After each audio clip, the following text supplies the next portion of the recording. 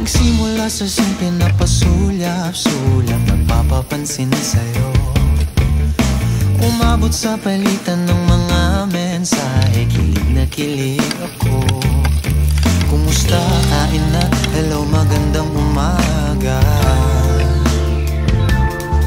Ingat ka, pahinga, huwag kang masyadong magpupuyat pa.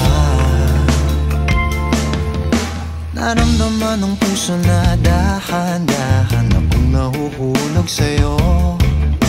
Sa kada araw natin na pag-uusap, meron nang namumuo. Ngunit di ko na